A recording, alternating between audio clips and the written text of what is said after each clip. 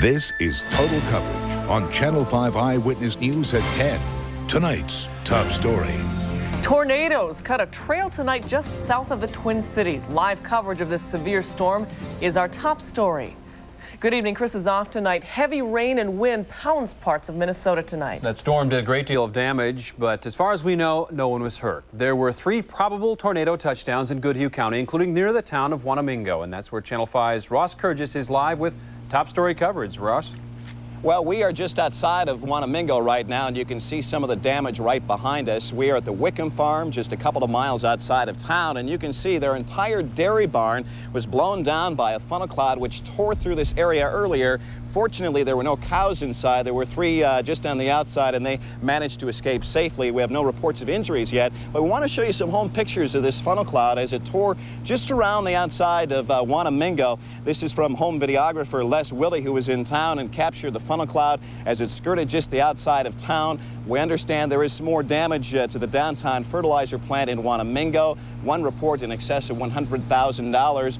But this is the same funnel cloud, as you see, going up and down. That caused some of the damage right here, and we talked to one eyewitness who gave us her account.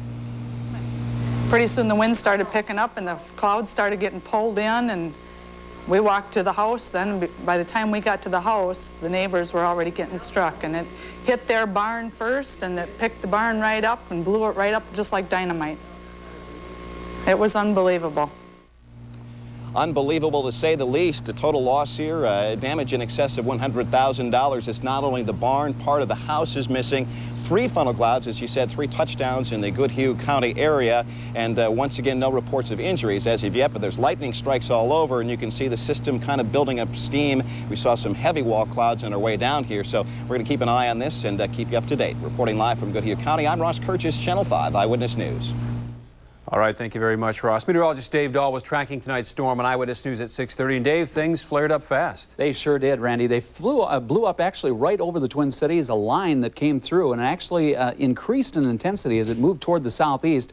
That line of intense storms then continued to roll on toward the southeast. I'm going to start this in motion. You can see exactly what happened there. Watch that line as it blew up right southeast of the metro. That is the area that caused the tornadoes, not only in Goodhue County, but also they had several reports of funnel clouds in Rice County and also in LeSueur County. And that activity, as you can see, rolling toward the east and now weakening as we come up on a current picture there. You can see that the very latest shows that it is weakening as it travels on toward the southeast. So we're going to continue to have that trend overnight tonight. No major severe weather is expected overnight, but we do have the possibility of some more flaring up tomorrow. I'll tell you about that with the updated forecast. All right, thanks a lot, Dave. And we'd like to thank the Channel 5 viewers who provided us with that home video you saw just a moment ago. When you videotape news or weather, give us a call here at 5 TV News. Kelly? A Minneapolis neighborhood meets tonight to talk about crime problems that some are calling gang activity, while others say it's just kids being kids. Channel 5's Vanita Sakar is live with more. So which is it, Vanita? Well, that is the debate tonight, Callie. Let me show you some of the graffiti in the 50th and France area. I'll read it off to you. 21CLICK. That's a name for a group of kids in this area. Now, some people in this area believe it's just kids being kids, while others, including police, say that the 2-1 clique, some of the members, are causing problems, harassing people, and should be considered a gang. Tonight, people from both sides got together for a community meeting. Before the meeting even begins, police are outside cuffing kids. One of them is 19-year-old John Michael Monahan, a member of the 2-1 clique. He's charged with felony assault for allegedly hitting someone with a baseball bat.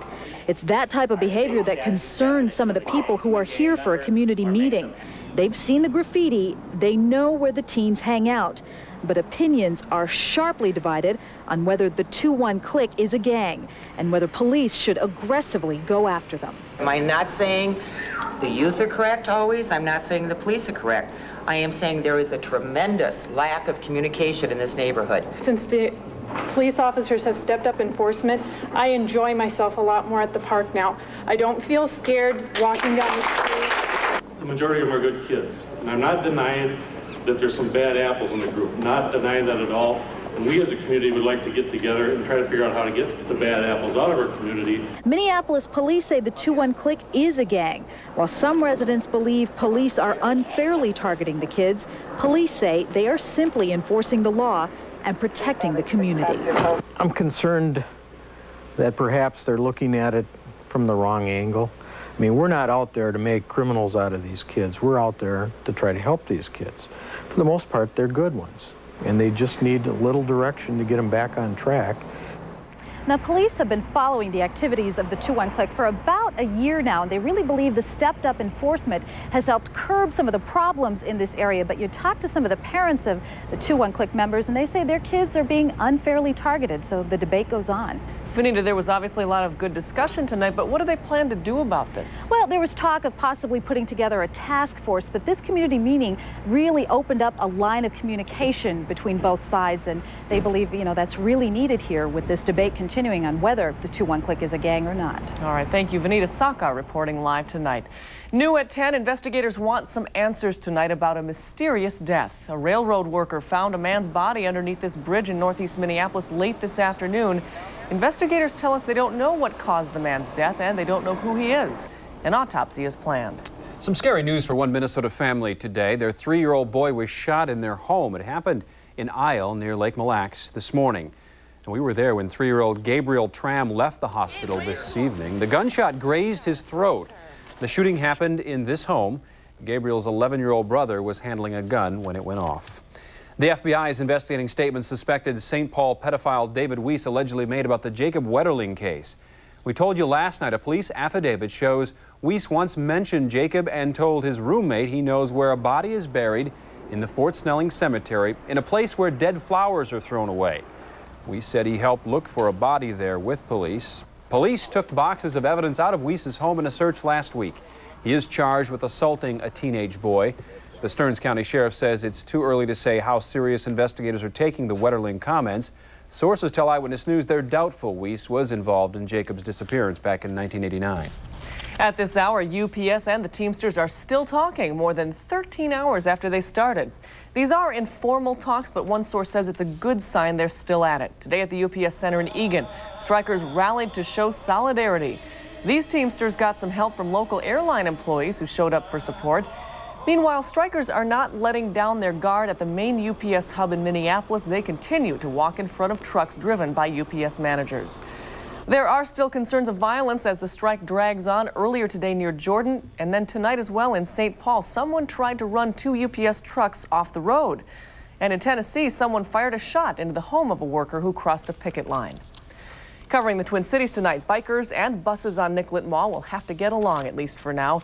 A Minneapolis City Council committee heard several ideas this afternoon on ways to handle traffic on the mall. All of the proposals, including banning bikes, are going to an advisory committee. Here maybe, but not for sure. Thanks. Okay, congratulations. Back to Dick. Brad